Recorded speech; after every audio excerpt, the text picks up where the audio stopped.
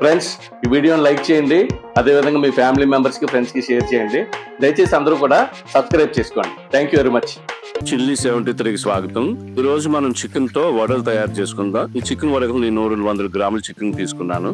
ముందుగా మనం ఒక 5 వెల్లుల్లిపాయ రేకలు, కొద్దిగా అల్లం, ఒక 3 పచ్చిమిరపకాయలు విధంగా విరిపి వేసుకోవాలి. కొద్దిగా కరివేపాకు, ఒక ఆనియన్, ఒక 2 స్పూన్లు జీడిపప్పు గుండా వేసుకుని వీటిని చిన్న ముక్కల కింద మనం స్లైస్ చేసి ఒక బౌల్లోకి తీసుకుని అట్టే పెట్టుకుందాం. ఈ విధంగా ఉండాలి.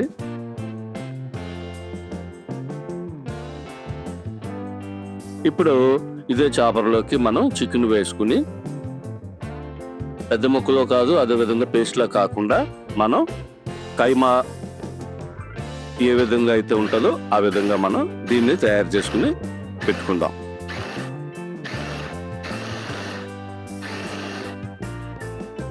ఇప్పుడు దీన్ని కూడా బౌల్లోకి తీసేసుకుని ఇప్పుడు మనం పెద్ద బౌల్ తీసుకుని ఇందులోకి చికెను అదేవిధంగా మనం స్లైస్ చేసి పెట్టుకుని వేసేసుకుని ఇప్పుడు ఇందులోకి అల్లం వెల్లుల్లి పేస్ట్ 1 స్పూను, దీనికి సరిపడా సాల్ట్, అదేవిధంగా 1 స్పూను చిల్లీ పౌడరు, అదేవిధంగా 1 స్పూన్ ధనియాల పొడి, 1 స్పూన్ పెప్పర్ పౌడరు, అదేవిధంగా పసుపు 1/2 స్పూను, గరం మసాలా పొడి 1 స్పూను వేసుకుని దీంట్లోకి ఇప్పుడు కార్న్ఫ్లవర్ 1 స్పూన్ వేసుకుని 1 స్పూను శనగపిండిని కూడా వేసుకుని ఒక ఎగ్ని మనం ఈ విధంగా చితగొట్టి వేసుకుని ఈ బ్యాటర్ని మనకి పల్చగా కూడా కాకుండా తిక్కుగా ఉండేటట్టుగా మనం చూసుకుని ఈ విధంగా మనం కలుపుకుని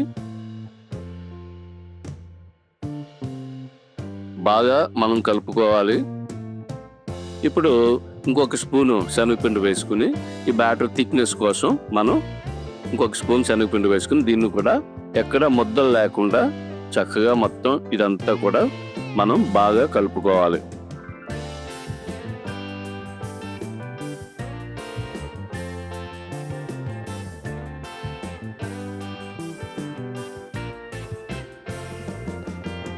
ఎక్కడ మనకి ముద్దలు లేకుండా చూసుకుని ఇదంతా కూడా బాగా కలిసేటట్టుగా కలుపుకుని ఇప్పుడు స్టవ్ వెలిగించుకుని స్టవ్ పైన ప్యాన్ పెట్టుకుని దాంట్లోకి ఇవి వేగడానికి సరిపడా ఆయిల్ పోసుకుని ఇప్పుడు మనం ఈ వడల్ని ఒకటిగా ఈ ఆయిల్లోకి మనం డ్రాప్ చేసుకుందాం.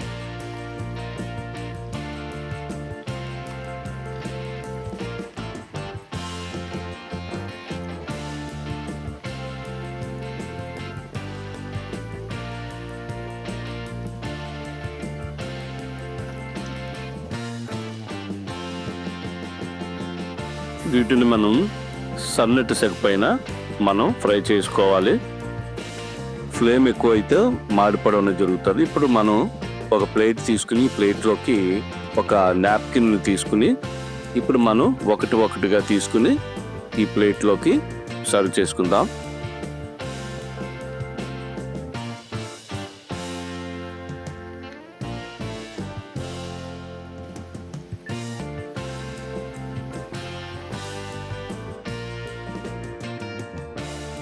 ఈ విధంగా మొత్తం అన్ని కూడా మనం ప్లేట్లోకి తీసుకుని వేడిగా మనం సర్వ్ చేసుకుందాం.